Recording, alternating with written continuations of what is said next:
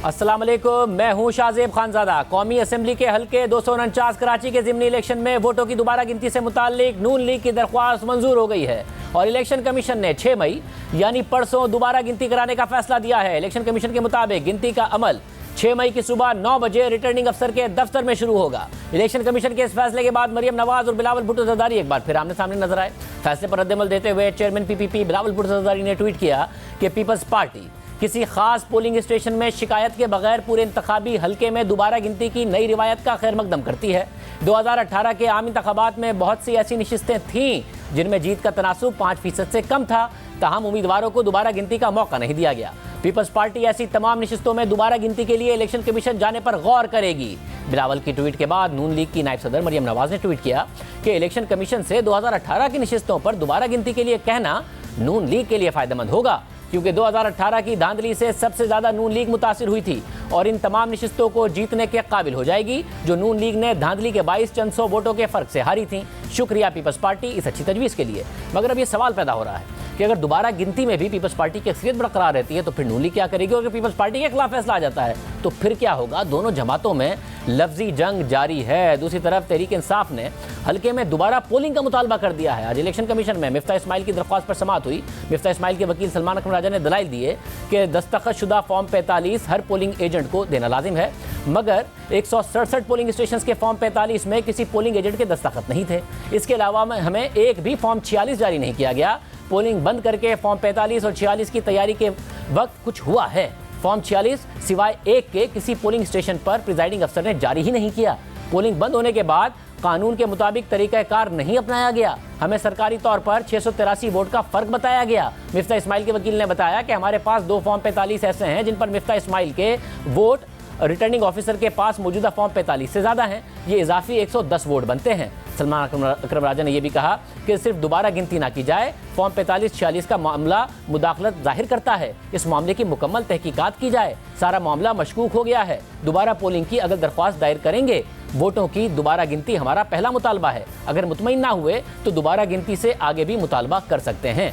समाअत के दौरान peoples party के वकील लतीफ़ खोसा ने मौक़िफ़ अपनाया कि पोलिंग के वक्त या बाद में आरओ के सामने या इलेक्शन कमीशन के सामने कोई शिकायत नहीं की गई। आरओ पाबंद नहीं है कि दोबारा गिनती की दरख्वास्त मंजूर करे। उन्होंने कोई शवाहिद नहीं लगाए, बस कह दिया कि शकूक व शुबात हो रहे हैं। ये सब बातें क़यास आराइयाँ हैं। इस पर chief election commissioner Sikandar Sultan Raja ने सवाल उठाया कि क्या जीत का मार्जिन 5% से ज़्यादा हो तो दोबारा गिनती नहीं हो सकती? इस पर लतीफ़ खोसा ने जवाब दिया कि जीत का मार्जिन 5% से ज़्यादा हो तो दोबारा गिनती नहीं हो सकती। ये मामला फिर इलेक्शन ट्रिब्यूनल के पास ही जाएगा। दरख्वास्त गुजार अब भी वो बातें कर रहे हैं जो इलेक्शन ट्रिब्यूनल में करने की हैं। साबिक गवर्नर, साबिक वज़ीर आज़म वहाँ उस रात मौजूद थे, मगर दरख्वास्त उन्होंने रात के 2:30 बजे उस वक्त दी जब ये हार गए। हार जाने के बाद तो सभी दरख्वास्त देते हैं। समाअत के बाद इलेक्शन कमीशन ने नून लीग की दरख्वास्त मंजूर करते हुए वोटों की दोबारा गिनती का हुक्म दे दिया। दूसरी जानिब तहरीक इंसाफ ने इन्हें 249 में दोबारा पोलिंग का मुतालबा कर दिया है। वफाकी वज़ीर इत्तलात फवाद चौधरी ने आज प्रेस कॉन्फ्रेंस के दौरान कहा कि इन्हें 249 में बदतरीन धांधली हुई है, इसलिए रीपोल होना चाहिए। एक यूनिवर्सल ओपिनियन इस वक्त चल रही है कि कराची के इलेक्शन में बदतरीन धांधली हुई है और इसीलिए तहरीक इंसाफ का मुतालबा तो ये है कि ये रीपोल में जाना चाहिए। इसको इस वक्त गिनने का कोई तुक नहीं बनता, क्योंकि अगर आप गिन भी लेंगे तो आप देखिए टोटल जो वहाँ पर वोट पड़ा है वो 21% पड़ा है और जो जीतने वाले हैं वो 5% वोट लेकर के जो है दोनों को, मुफ्ता इस्माइल हों या जो PMLN पीपल्स पार्टी के कैंडिडेट हैं, उनको 5% वोट जो है वो मिला है। इतने कम वोटों के साथ कोई बंदा असेंबली में आ जाए तो वो फिर एक जाहिर है कि वो तो इलेक्शन जो है वो एक बिल्कुल तमाशा बना है। तहरीक इंसाफ दोबारा पोलिंग का मुतालबा कर रही है। नून लीग अपनी दोबारा गिनती की दरख्वास्त मंजूर होने के बावजूद रीपोलिंग का भी इशारा दे रही है। हमारे साथ सईद गनी साहब मौजूद थे, रहनुमा पाकिस्तान पीपल्स पार्टी। बहुत शुक्रिया सईद गनी साहब, आज आप मौजूद भी थे समाअत के दौरान, उसके बाद वापस कराची आए। बहुत शुक्रिया हमें ज्वाइन करने के लिए। आप रिकाउंटिंग पर खुश नहीं हैं और दूसरा तरफ लग रहा है कि अगर रिकाउंटिंग का नतीजा भी नहीं आया तो रीपोलिंग का मुतालबा होगा। तहरीक इंसाफ भी कर रही है। ये मामला लग नहीं रहा कि सिमट जाएगा। शायद पहली बात तो ये कि रिकाउंटिंग की दरख्वास्त देना कैंडिडेट का हक है। मैंने पहले दिन से ये कहा और इलेक्शन कमीशन को मुतमईन करना चाहिए, ये भी मैं पहले दिन से कह रहा हूँ। लेकिन माजी में जो हमने देखा है कि ऐसे कई हलके हैं जहां पर जो मार्जिन था वो 5% से कम था, लेकिन वहां पर इंटरटेन नहीं किया गया, बावजूद इसके कि बहुत सारे शवायद भी कैंडिडेट्स ने फराम किए आरओ को भी और इलेक्शन कमीशन को भी कि यहाँ रिकाउंटिंग होनी चाहिए, लेकिन वो नहीं हुई। चले खैर, वो उस वक्त का फैसला था। जो बिलावल साहब ने वेलकम किया है, मैं समझता हूँ कि बड़ी जायज़ बात है, अच्छी बात है, मुनासिब बात है कि अगर इलेक्शन कमीशन ने ये तय कर लिया कि अगर मार्जिन कहीं 5% से कम हो और कोई सबूत किसी के पास ना भी हो तब भी रिकाउंटिंग की जा सकती है, तो हमारे लिए तो काम आसान हो गया कि हम माजी में हमेशा चीखते रहते थे कि हमें ये मौके फराम नहीं किए जाते। तो आइंदा उम्मीद है कि इसी फैसले को मिसाल बनाते हुए आइंदा ये सहूलत तमाम उम्मीदवारों को दी जाएगी। तो अगर इसका फ़ायदा नून लीग को भी होता है तो बहुत अच्छी बात है, जिस पर मरीम साहबा खुश हुई है, बहुत अच्छी बात है, उनके साथ भी ज्यादती नहीं होनी चाहिए। जो दूसरी बात आपने कही फवाद चौधरी साहब की मतलब मुझे हैरत होती है कि पीटीआई वाले ये बात पता नहीं किस मुंह से कहते हैं। 2018 में जिस तरह वावडा को जितवाया गया वो बड़े फेयर इलेक्शन थे, और ये इंतखाबात जिसमें शोर भले मचा रही हो हारी हुई जमातें इसलिए कि पीपल्स पार्टी की जीत किसी को डाइजेस्ट नहीं हो रही, लेकिन किसी के पास कोई सबूत नहीं है, कोई इल्जाम नहीं है। आज भी जो सारी कार्रवाई हुई उसमें ये तो जरूर कहा गया कि जी फॉर्म 45 के ऊपर एजेंट्स के दस्तखत नहीं है, लेकिन धांधली का कहीं नहीं बताया कि जी वोट जाली डाल दिए थे, एजेंट को निकाल दिया था, फॉर्म 45 तब्दील कर दिया गया था, कोई बात नहीं की गई। मैं तो आपसे गुजारिश करूंगा कि पीएमएलएन के जो 80 से ज्यादा एमएनए जीत के असेंबली के अंदर बैठे हुए हैं उनमें से कोई एक एमएनए ऐसा लेकर आ जाइए जिसके पास जो फॉर्म 45 है उसके तमाम एजेंटों के दस्तखत उसके ऊपर मौजूद हो, लेकर आ जाइए किसी एक काम में से, किसी का नहीं होगा। देखिए, एजेंट का दस्तखत अगर नहीं करवाया प्रेजाइडिंग अफसर ने तो क्या इनके एजेंट ने कोई शिकायत की? क्या इनके एजेंट ने इनकी पार्टी को, इनके एजेंट को बताया कि जी फिलहाल पोलिंग स्टेशन का प्रेजाइडिंग ऑफिसर दस्तखत नहीं कर रहा? नहीं बताया। मगर सईद साहब, आप क्योंकि कॉन्फिडेंट बहुत ज्यादा थे अब जीत वाली रात भी, और आप मिफ्ता इस्माइल साहब से अगले दिन जब हमारे प्रोग्राम में आए उस वक्त भी आप बहुत ज्यादा पूरे एतमाद थे। रिकाउंटिंग की मुखालफत बहरहाल पीपल्स पार्टी की तरफ से हुई और पीपल्स पार्टी अभी भी कोई खुश नहीं नजर आ रही है। क्या आपका एतमाद नहीं है कि रिकाउंटिंग में आप जीत जाएंगे? नहीं, मैं एक अर्ज कर दूं। देखें, जब आरओ को रिकाउंटिंग की दरखास्त दी जाती है तो आरओ जीते हुए कैंडिडेट से पूछने का पाबंद नहीं है, वो अपने तौर पे फैसला करता है। इस केस में भी हमसे नहीं पूछा गया कि जी रिकाउंटिंग में करूं या ना करूं। आरओ ने अपने तौर पर उनकी जो दरखास्त थी वो रिजेक्ट कर दी। उन्होंने कहा जी इसके अंदर कोई मुझे रीजनेबल नहीं लगी, जो कानून के अंदर अल्फाज इस्तेमाल हुआ है कि रीजनेबल होनी चाहिए, कोई उसके अंदर एक या एक से ज्यादा पोलिंग स्टेशन, कोई स्पेसिफिक पोलिंग स्टेशन की निशानदेही इसमें नहीं की गई थी, उन्होंने रिजेक्ट कर दी, हमसे बगैर पूछे किया। अब अगर इलेक्शन कमीशन के पास पीएमएलएन का कैंडिडेट गया है तो इलेक्शन कमीशन ने हमें नोटिस किया, हमें बुलाया, हम तो पहली दफा आज गए हैं, हमसे तो पूछा ही आज पहली मर्तबा गया है, और आज अगर इलेक्शन कमीशन ने ये फैसला दे दिया है तो हमने उस पर कोई एतराज नहीं किया। हम आगे किसी अपील में नहीं जा रहे हैं, कई फैसले को चैलेंज और अगर रिकाउंटिंग का जो भी फैसला आएगा वो भी कबूल होगा आपको? देखिए, वो तो उस वक्त फैसला करेंगे ना। अगर रिकाउंटिंग के अमल में कोई गैर कानूनी चीज होती है, कोई ऐसी चीज सामने आती है जिस पर हम समझे कि हमारा कानूनी तौर पर हक बनता है कि हम कहीं जाएं तो जरूर जाएंगे, लेकिन मैं ये समझता हूं कि अगर सिर्फ वोटों को गिनना ही मकसद है तो मैं आज भी कॉन्फिडेंट हूं कि पीपल्स पार्टी के वोट ज्यादा हैं। ये जो बात उन्होंने कही कि कुछ वोट उनके गलत मेंशन हुए, मैंने अपने जब रिजल्ट में कंपाइल कर रहा था उस वक्त मैंने निशानदेही की थी कि ये मिफ्ता इस्माइल के वोट हैं, ये इन्होंने इनके आगे नहीं लिखे, किसी और कैंडिडेट के आगे। अगर इनके 2 फॉर्म 45 ऐसे हैं तो 2 हमारे भी हैं, 2 ऐसे फॉर्म 45 हमारे पास हैं जहां हमारे कैंडिडेट के वोट जो है वो किसी और के आगे लिखे गए। तो अगर इनके कुछ वोट बढ़ेंगे, कुछ हमारे बढ़ जाएंगे, हो सकता है कि मार्जिन में कोई 40-50 वोट ऊपर नीचे हो सकते हैं, उनके बढ़ जाएं, हमारे बढ़ जाएं, लेकिन मुझे उम्मीद है कि जो 600-650 की हमारी बढ़तरी है वो खत्म नहीं होगी। बहुत शुक्रिया। सईद गनी साहब कॉन्फिडेंट हैं कि उनकी बढ़तरी खत्म नहीं होगी, मगर नून लीग के वकील ये भी साथ में इशारा दे रहे थे कि आगे वो रीपोलिंग का मुतालबा भी कर सकते हैं। तहरीक इंसाफ ने कर ही दिया है, जिस पर सईद गनी साहब कह रहे हैं कि तो मजे का खेज बात नजर आती है। प्रोग्राम में ब्रेक शामिल करते हैं और आम खबर उस पर बात करेंगे।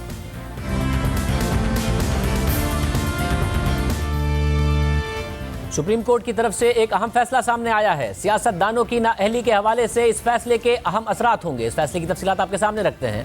2013 में नून लीग की रुकने सूबाई असेंबली शमूना कैसरानी ने डेरा गाजी खान के हल्के से इलेक्शन जीता। इलेक्शन ट्रिब्यूनल बहावलपुर ने शमूना कैसरानी की जानिब से असासे जाहिर ना करने के मामले पर हल्के में दोबारा ज़िमनी इंतखाबात करवाने के अहकाम जारी कर दिए।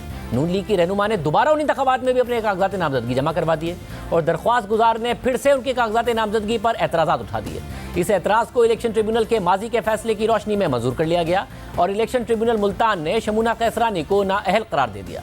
बाद में नून लीग के रहनुमा शमूना कैसरानी ने इस फैसले को लाहौर हाईकोर्ट में चैलेंज किया, लेकिन लाहौर हाईकोर्ट ने भी उनकी दरख्वास्त को 2016 में मुस्तरद कर दिया, जिसके बाद ये मामला सुप्रीम कोर्ट में आया और सुप्रीम कोर्ट ने इस हवाले से अपना तफसीली फैसला जारी किया। फैसले के मुताबिक जो मामला हमारे सामने है वो ये है कि क्या दरख्वास्त गुजार की जानिब से अपने उन ज़रई असासों को जाहिर ना करना जो उन्हें अपने वालिदैन से मिले उनकी ताहयात नाअहली के लिए काफ़ी हैं, और क्या दरख्वास्त गुजार को आर्टिकल 62(1)(f) के तहत जिस तरह नाअहल किया गया वो सबूतों की सही छानबीन और कानून के मुताबिक किया गया। फैसले के मुताबिक एक तयशुदा कानून है कि हर तरह की मिस डिक्लेरेशन या असासे जाहिर ना करना रुकने पार्लियामेंट को ताहयात नाअहल करने के लिए काफ़ी नहीं है। इसके पीछे मकसद और नियत को देखना होगा। एक उम्मीदवार उस वक्त नाअहल होगा जब उसने बेईमानी के साथ असासे हासिल किए हों और वो उन्हें मुख्तलिफ फ़वाइद हासिल करने के लिए छुपा रहा हो। अगर असासे जाहिर ना करना उम्मीदवार को गैर कानूनी फ़ायदा दे रहा हो तो इस सूरत में उसकी उम्मीदवारी मनसूख होगी। इस अदालत ने ख्वाजा आसिफ और उस्मान डार के केस में भी यही करार दिया था। इसी तरह हनीफ अब्बासी और इमरान खान नियाजी के केस में जस्टिस फैसल अरब ने अक्सरियत फैसले से इत्तफाक करते हुए लिखा था कि बहुत सारी मिसालें मौजूद हैं जहां ओमिशन ज़ाहिरी तौर पर बेईमानी नहीं होती। अदालती फैसले के मुताबिक ये एक तयशुदा कानून है कि किसी भी शख्स को अदालती गलती की वजह से नुकसान नहीं उठाना चाहिए। अदालत इस नतीजे पर पहुंची है कि इलेक्शन ट्रिब्यूनल मुल्तान ने दरख्वास्त गुजार को लापरवाही से नाअहल किया। दरख्वास्त गुजार के इकदामात को गलत फैसला या गफलत कहा जा सकता है और इस गफलत के लिए उन्हें ताहयात नाअहल नहीं किया जा सकता, इसलिए उनकी नाअहली के फैसले को कलअदम करार दिया जाता है। असासे जाहिर ना करने पर सियासतदानों की नाअहली के हवाले से ये एक अहम फैसला है। माजी में भी सियासतदान नाअहल हुए हैं और कुछ सियासतदान नाअहल नहीं हुए हैं। इस हवाले से बात करेंगे माहिर कानून और साबिक अटॉर्नी जनरल इरफान कादिर साहब हमारे साथ मौजूद। इरफान कादिर साहब बहुत शुक्रिया। इरफान कादिर साहब, ये सियासतदानों की नाअहली के हवाले से ये बड़ा अहम अदालती फैसला है, आपको कंसिस्टेंसी नज़र आ रही है जो मुख्तलिफ माजी के अदालती फैसले हैं उनमें? अदालती फैसलों में मैं तो पिछले 10 साल से पॉइंट आउट कर रहा हूं कि बहुत सारी इनकंसिस्टेंसीज हैं, लेकिन बहरकैफ ये जो मौजूदा फैसला है ये इन अ वे अच्छा फैसला है, क्योंकि इसमें बड़े साफ तौर पे सुप्रीम कोर्ट ने ये वजाहत की है कि जायदाद को अगर आप जाहिर ना करें तो वो जो जायदाद को जाहिर ना करना जो है, जो नॉन डिस्क्लोजर है, वो ज़रूरी नहीं है कि वो डिसऑनेस्ट हो। और अगर वो डिसऑनेस्ट नॉन डिस्क्लोजर नहीं है या वो डिस्क्लोजर जो है उसके तहत आप कोई चीज़ छुपा के कोई नाजायज़ फ़ायदा हासिल नहीं कर रहे, तो फिर वो नॉन डिस्क्लोजर जो है उसके बुनियाद पर आपको बदउनवान या डिसऑनेस्ट नहीं कहा जाएगा और आप आर्टिकल 62(1)(f) के नीचे फिर डिसक्वालिफाइड नहीं समझे जाएंगे बल्कि क्वालिफाइड समझे जाएंगे। तो ये एक खुशाइंद बात है। लेकिन अगर आप इसके बरक्स दूसरे केसेस देखें, जैसे जहांगीर तरीन का केस है, जहांगीर तरीन के केस में एक डिफरेंट व्यू ले लिया गया। वहां पे वो जो चीफ जस्टिस थे शाकिब निसार, उन्होंने ये व्यू लिया कि जहांगीर तरीन जो है वो कहते हैं कि उनकी चूंकि ट्रस्ट प्रॉपर्टी थी और हम इस ट्रस्ट को नहीं मानते, लिहाजा ये असासे को छुपाने के मुतरादिफ है, और उनको डिस्क्वालीफाई कर दिया गया। और जब रिव्यू फाइल हुआ, गालिबन मुझे जो याद पड़ता है, तो उनको फॉर एवर डिस्क्वालीफाई कर दिया गया। अब वो जो फैसला है वो तो इसके बरक्स है। जहांगीर तरीन का फैसला, इस फैसले के बाद तो मैं समझता हूँ फौरन सुप्रीम कोर्ट को सुओ मोटो नोटिस लेकर रिव्यू करना चाहिए। फिर ये मियां नवाज शरीफ का फैसला जो है उसमें वो अकामे पे बात आ गई, और अकामे का नॉन डिस्क्लोजर जो है वो कोई इतनी बड़ी बात तो थी नहीं। अकामा उसमें क्या इतनी बड़ी कोई डिसऑनेस्टी थी, यानी एक बंदे का जो असासा जाता है उनका हुजम जो है वो कहाँ तो बिलियंस में है और कहाँ चंद लाखों के अकामे पे उनको फॉरएवर उन्होंने डिस्क्वालीफाई किया है। तो वो भी केस एक ऐसा केस है जिसको कि सुप्रीम कोर्ट को अब इस फैसले के बाद रिविजिट करना चाहिए। और अभी इसमें अगर आप ज्यादा जाएं तो ये जो प्रोविजंस है 62(1)(f) के, ये इन अ वे बड़े खौफनाक हैं, क्योंकि मसलन इसमें जो सबसे पहली बात है वो ये है कि किसी भी शख्स को अहल होने के लिए कि वो कोई इलेक्शन लड़ सके या मेंबर पार्लियामेंट बन सके तो उसको सगेशियस होना चाहिए। अब सगेशियस बड़ी वाइड टर्म है। सगेशियस का मतलब है फहम व फरासत, इसका मतलब है दानिशमंदी, इसका मतलब है अक्लमंदी, इसका मतलब है ज़हानत ज़हीन। तो ये सारे ट्रेड्स जो है अगर इसके अंदर हम चले जाएं तो फिर तो कोई भी किसी को कह सकता है कि आप में वो फहम व फरासत नहीं है या आप दानिशमंद नहीं है। तो ये बड़ी सब्जेक्टिव चीज़ें हैं। तो इस तरह के प्रोविजंस जो थे, ये जो मौजूदा अदलिया हमारी आई है जिसको हम आज़ाद अदलिया भी कहते हैं, इफ्तिखार चौधरी साहब के साथ इसका जन्म हुआ है, इन्होंने ये तमाम मैटर्स टेकअप कर लिए और फिर इस रेल में चले गए। हालांकि मैं कई दफा पहले भी कह चुका हूं, आपके प्रोग्राम में भी कह चुका हूं कि कोई मेंबर जब बन जाता है कौमी असेंबली का या सूबाई असेंबली का, तो उसको नाअहल करने का एक तरीका मुकर्रर है, और वो तरीका जो है वो स्पीकर कौमी असेंबली जो है या चेयरमैन सेनेट जो है या सूबाई असेंबली के जो स्पीकर हैं वो क्वेश्चन फ्रेम करेंगे कि जी ये शख्स जो है ये हमारे नजदीक क्वेश्चन इनकी डिस्क्वालिफिकेशन का राइज हुआ है। बल्कि अगर वो कह देते हैं कि कोई क्वेश्चन डिस्क्वालिफिकेशन का राइज नहीं हुआ तो मामला इलेक्शन कमीशन तक भी नहीं जा सकता। सो सबसे पहली बात तो ये है कि वो ये कह दें कि ये डिस्क्वालिफिकेशन का मामला है, हम इलेक्शन कमीशन को भेज रहे हैं। वहां पे सुप्रीम कोर्ट का जिक्र नहीं है, लेकिन ये इतने सारे जो फैसले मैंने आपको बता दिए हैं, इन सारे फैसलों में जो तजाद है, अब कम से कम वो वक्त आ गया कि सुप्रीम कोर्ट को ये तजादात दूर करने चाहिए। और ये इस किस्म के यूटोपियन स्टैंडर्ड्स नहीं रखे जा सकते कि कोई शख्स क्वालिफाई ना कर सके। मुझे याद है हमारे पिछले चीफ जस्टिस जब यही केस सुन रहे थे मियां साहब का, तो उन्होंने गालिबन कहा कि स्वाय चंद वो रिलीजियस पर्सनैलिटीज के तो इस पे तो कोई पूरा उतरता ही नहीं है ये आर्टिकल 62(1)(f) पे। और बाद में वो घबरा गए और उन्होंने फिर माफी भी मांग ली कि नहीं मुझसे ये गलती हो गई है, मुझे ऐसी बात नहीं करनी चाहिए थी। तो ये सारे प्रोविजंस जो है हमें देखने चाहिए, और मैं समझता हूं इस पे आइन साजी जो है वो भी होनी चाहिए और सारी पार्लियामेंट बैठ के इसको तय करे, वरना ये इसी तरह कंफ्यूजन रहेगा और तमाम पार्लियामेंट की डोर जो है वो अनइलेक्टेड लोगों के पास रहेगी। बहुत शुक्रिया इरफान गाजी साहब की गुफ्तगू आपने सुनी। एक और रामपुर में बात करेंगे एक ब्रेक के बाद। LNG केस में इस्लामाबाद हाई कोर्ट ने साबिक वजीर खजाना मिफ्ता इस्माइल को जमानत पर रिहा करने का तफसीली फैसला जारी कर दिया है और फैसले के मुताबिक मिफ्ता इस्माइल पर LNG टर्मिनल 1 के मुआहदे और कंसल्टेंट्स की तैनाती से मुताल्लिक इल्जाम लगाया गया। मिफ्ता इस्माइल सुई सदन गैस कंपनी के नॉन एग्जीक्यूटिव डायरेक्टर थे और बाद में वो सुई सदन गैस कंपनी के चेयरमैन बन गए। मुआहदा हुकूमत पाकिस्तान ने किया और पहला कंसल्टेंट अमरीकी इमदादी इदारे USAID ने फराहम किया, जबकि दूसरे कंसल्टेंट का तकर्रुर भी पहले कंसल्टेंट ने किया। कंसल्टेंट्स को अदायगियां भी USAID की जानिब से की गई। फैसले के मुताबिक नैब ये नहीं बता सका कि कंसल्टेंट की तैनाती नैब ऑर्डिनेंस के तहत जुर्म कैसे बन गई। इसी तरह कैपेसिटी चार्ज से मुताल्लिक इल्जामात भी महज मफरूजे की बुनियाद पर आयद किए गए। फैसले के मुताबिक ऐसा कोई मवाद सामने नहीं लाया गया जो बादियुन नजर में मिफ्ता इस्माइल का ताल्लुक जुर्म से जोड़े। ऐसा कोई रिकॉर्ड सामने नहीं लाया गया जिससे पता चले कि दरख्वास्त गुजार ने इख्तियारात से तजावुज किया। नैब की तरफ से नुकसान का तखमीना और इल्जाम भी अंदाजों और मफरूजों की बुनियाद पर लगाया गया।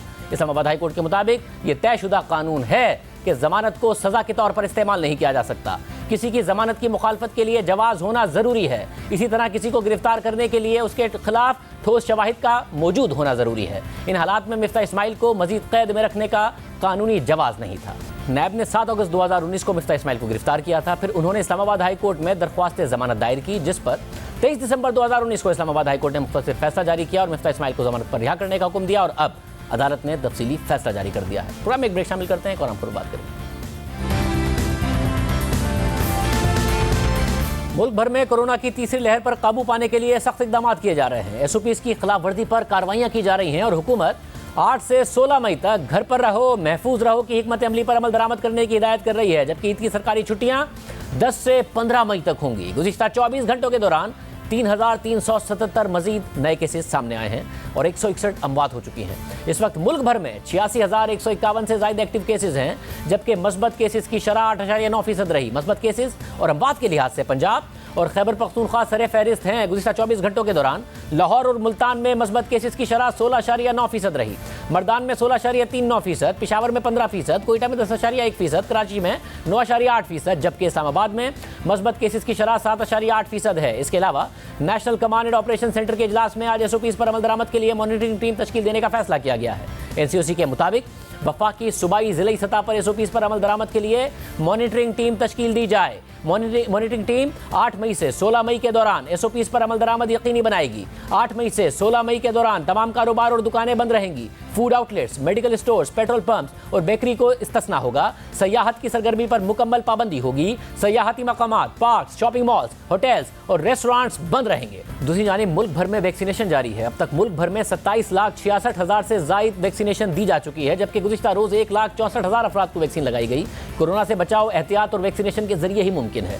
हुकूमत शहरियों को खबरदार कर रही है कि वबा को नज़रअंदाज ना करें, वरना खुदा न खास्ता भारत जैसी सूरत हाल का सामना ना करना पड़े। लिहाजा घर पर रहें, महफूज रहें। भारत में सूरत हाल संगीन होती जा रही है और इंडियन प्रीमियर लीग भी कोरोना के केसेस सामने आने के बाद मुलतवी कर दी गई है। भारत में 12 रोज से मुसलसल यौमिया 3 लाख से जायद केसेस रिपोर्ट हो रहे हैं। 30 अप्रैल को यह तादाद 4 लाख से भी जायद हो गई थी। हेल्थ मिनिस्ट्री के आदादोशुमार के मुताबिक गुज़िश्ता 24 घंटों के दौरान 3,57,229 नए केसेस सामने आए हैं। भारत में इस वक्त कोरोना मुतासरीन की कुल तादाद 2 करोड़ से जायद हो गई है, जबकि गुज़िश्ता 24 घंटों के दौरान 3,449 अमवात हुई हैं। रॉयटर्स के मुताबिक तिब्बी माहिरीन का कहना है कि 1 अरब 35 करोड़ की आबादी वाले मुल्क में वायरस से मुतासर अफराद की हकीकी तादाद सरकारी आदादोशुमार से 5 से 10 गुना ज़्यादा हो सकती है। भारत को इस वक्त मुश्किल तरीन हालात का सामना है। अस्पताल मुकम्मल भर चुके हैं, तिब्बी ऑक्सीजन की किल्लत पैदा हो गई है, मुर्दा खानों और शमशान घाटों में जगह नहीं है। CNN के मुताबिक भारत की सिर्फ 2% आबादी की मुकम्मल वैक्सीनेशन हुई है, जबकि गुज़िश्ता 2 हफ्तों के दौरान दुनिया भर में 1 करोड़ 10 लाख नए केसेस सामने आए और उसकी 1/3 से ज़्यादा केसेस सिर्फ भारत में रिपोर्ट हुए। भारत में इस संगीन सूरत हाल पर मोदी हुकूमत पर कड़ी तनकीद हो रही है। CNN की रिपोर्ट के मुताबिक नाकदीन का कहना है कि नरेंद्र मोदी भारत को तबाहकुन सूरत हाल से बचा सकते थे, लेकिन उन्होंने ऐसा नहीं किया। भारत में ज़्यादातर लोगों का यह मानना है कि मोदी हुकूमत ने न सिर्फ कोरोना की दूसरी लहर से निपटने की तैयारी नहीं की, बल्कि हिंदुओं के मजहबी त्यौहार और सियासी रैलियों में अवामी इज्तिमात की हौसला अफजाई की। हुकूमती वज़रा और खुद वज़ीर आज़म की जानिब से ऐसे बयानात सामने आए जिससे यह तासुर मिला कि भारत कोरोना के खिलाफ जंग जीत गया है। नरेंद्र मोदी ने रवा साल 28 जनवरी को वर्ल्ड इकोनॉमिक फोरम में यह बयान दे दिया कि भारत ने कोरोना वायरस पर मौसर अंदाज में काबू पाकर दुनिया को और पूरी इंसानियत को एक बड़े सानहे से बचा लिया है। 7 मार्च को यूनियन हेल्थ मिनिस्टर ने बयान दे दिया कि भारत में कोरोना अपने इख्तिताम की जानिब है। फिर 30 मार्च को बयान दे दिया कि हमने काबू पा लिया है और नरेंद्र मोदी बड़े बड़े जलसे करने लगे। फिर नरेंद्र मोदी ने 17 अप्रैल को रैली से खिताब में कहा कि मैंने कभी किसी जलसे में इतना बड़ा हुजूम नहीं देखा। भारतीय वज़ीर आज़म का यह बयान उस दिन सामने आया जिस दिन भारत में 2,60,000 से ज़ायद नए केसेस रिपोर्ट हुए थे, जबकि गुज़िश्ता साल 24 मार्च को मोदी हुकूमत ने जब मुल्क भर में सख्त लॉकडाउन नाफिज किया था, उस रोज़ सिर्फ 519 केसेस रिपोर्ट हुए थे। उस वक्त बसों और ट्रेनों को बंद कर दिया, लोगों को घरों से निकलने पर पाबंदी लगा दी और वो सिर्फ ज़रूरत के तहत अशिया खुर्दनोश लेने के लिए निकल सकते थे। इसे दुनिया का सख्त तरीन लॉकडाउन कहा गया, जो मुल्क के कुछ हिस्सों में महीनों जारी रहा और सितंबर के आखिर में केसेस में कमी आई। इस लॉकडाउन ने भारत के लाखों मजदूरों को मुतासिर किया। भारत की मईशत 24% तक सुकड़ गई। उस वक्त लॉकडाउन कर दिया, मगर अब जब केसेस बहुत ज़्यादा थे तो नरेंद्र मोदी जलसे करते रहे। नाज़रीन का कहना है कि जब मोदी भारत में कोरोना की जीत का सहरा अपने सर ले रहे थे तो अब नाकामियों की जिम्मेदारी भी कबूल करें। प्रोग्राम में शामिल करते हैं। 2005 में इंसानियत का दर्द रखने वाले कुछ लोग, कुछ डॉक्टर्स और कुछ कारोबारी शख्सियात इंसानी हमदर्दी की बुनियाद पर लोगों को सेहत की मयारी सहूलत फराहम करने के लिए जमा हुए। उनका ख्वाब एक था, उनका मकसद एक था, इंसानियत की खिदमत करना। उन मरीजों के काम आना जो इलाज के अखराजात नहीं उठा सकते। उसी ख्वाब को ताबीर देने के लिए कराची में एक जनरल अस्पताल की बुनियाद डाली गई। 2007 में कराची के इलाके कोरंगी में इंडस अस्पताल का आगाज़ हुआ और अब उसके मुख्तलिफ अजला में 12 अस्पताल, 4 rehabilitation centres, 4 regional blood centres हैं और 52 प्राइमरी केयर सेंटर्स हैं। यहाँ हर रोज़ आने वाले उन हज़ारों मरीजों का मुफ्त इलाज किया जाता है जो बेहतर और मयाली इलाज की सकत नहीं रखते। इंडस अस्पताल में हर माह तकरीबन 4 लाख मरीजों का मुफ्त इलाज किया जा रहा है और ये सब मुखय्यर हजरात के ताउन, अतियात और ज़कात के सबब मुमकिन होता है। इंडस अस्पताल में आने वाले 70% मरीज ज़कात के मुस्तहिक होते हैं। 2013 से इंडस अस्पताल का ब्लड सेंटर भी काम कर रहा है। जून 2017 में air condition mobile blood donation unit मुतारिफ कराया गया। गुज़िश्ता 14 सालों से इंडस अस्पताल मुस्तहिक मरीजों के लिए अपनी खिदमत दे रहा है। इसकी खिदमत सिर्फ एक अस्पताल तक महदूद नहीं रही, बल्कि इसका दायरा मुल्क भर में फैल रहा है। मुल्क भर में ज़्यादा से ज़्यादा ज़रूरतमंद लोगों को इलाज की बेहतर सहूलत फराहम करने के लिए इंडस अस्पताल का दायरा कार मुल्क भर में बढ़ाने के लिए अमली काम हो रहा है। सिंध, पंजाब और आज़ाद कश्मीर में इसके मराकिज़ हैं। खैबर पख्तूनख्वा में मराकिज़ का क़याम प्लानिंग के मराहिल में है। लाहौर में 600 बेड का अस्पताल रवां साल जून में काम शुरू कर देगा, जबकि ईद के बाद बलूचिस्तान में बच्चों के कैंसर का मरकज़ शेख ज़ायद अस्पताल में कायम किया जाएगा। इस वक्त इंडस अस्पताल को किन चैलेंजेस का सामना है? गरीब मरीजों का मुफ्त इलाज करने के लिए आपकी मदद की कितनी ज़रूरत है? हमारे साथ मौजूद हैं इंडस अस्पताल के CEO डॉक्टर अब्दुल बारी साहब। डॉक्टर बारी साहब, बहुत शुक्रिया। डॉक्टर साहब, ज़ाहिर है ज़बरदस्त आपने गरीब आवाम की खिदमत की है और आवाम ने आपके साथ भरपूर ताउन भी किया है। इस वक्त आपको कितने ताउन की ज़रूरत है? जितने आपके जो ऑपरेशंस हैं वो फैल गए हैं, जिस तरीके से आवाम की खिदमत हो रही है। जी, मैं हमेशा ये कहता हूँ कि मुझे फ़ख्र है पाकिस्तानी कौम होने का, हिस्सा होने का, क्योंकि अल्हम्दुलिल्लाह जिस तरीके से जो इदारे जहाँ पर अच्छा काम हो रहा है ये लोग जौक दर जौक उसके अंदर हिस्सा डालते हैं। गो के कोविड की वजह से काफ़ी थोड़े से सूरत हाल में वो कमी है, लेकिन अल्लाह ताला इंशाल्लाह अल्लाह ताला इसको भी पूरा करेगा और ये अवाम जो है ना इंशाल्लाह खुद के और ज़्यादा इसके अंदर आगे बढ़ेगी और हम जो अपने मिशन को लेके आगे बढ़ेंगे। अब हमारा जो साल का बजट जो है ना ऑपरेशनल बजट पूरे नेटवर्क को चलाने के लिए अब तकरीबन 32 अरब रुपए का है। इसमें कुछ हमारी सिंध गवर्नमेंट भी हमारी हेल्प करती है, एनुअल रिकरिंग ग्रांट देती है, लेकिन वो हमारा तकरीबन समझे कि जो कराची के ऑपरेशंस है वो 8 अरब रुपए जो है ना उसमें से तकरीबन 2 अरब रुपए इनका है, विच इज 20%। 8 से 10 अरब रुपए है तो 20%, 18 से 20% ये हो जाता है। लेकिन बाकी सारी ज़कात और अतियात जो अवाम देती है, और इसमें ज़रूर कोई बड़े ग्रुप्स तो हैं डेफिनेटली, लेकिन आम आवाम बहुत तरीके से देती है। इसके अलावा हमारी जो है ना अभी अगले साल हम जो है ना ये एक्सपेंशन कर रहे हैं। हमारा तकरीबन जो है ना अभी 300 बेड का हॉस्पिटल कराची वाला जो है वो तकरीबन 1350 बेड पे चला जाएगा, और वो तकरीबन उसके लिए भी हमें उसमें लोगों का ताउन चाहिए। लाहौर में हमारा हॉस्पिटल 600 बेड का तैयार हो रहा है, इस पे इंशाल्लाह हम 150 बेड जो है ना इंशाल्लाह जून के महीने में शुरू करेंगे। तो मेरे आवाम से जो पंजाब के लोग हैं, लाहौर के लोगों से भी इल्तिमास है कि वो लोग भी अपनी ज़कात और एहतियात हम इस नेटवर्क को दें ताकि हम इस अपने मिशन को आगे लेके चल सकें। बहुत शुक्रिया डॉक्टर बारी साहब, आज के प्रोग्राम में इतना ही। दादी अल्लाह हाफ़िज़।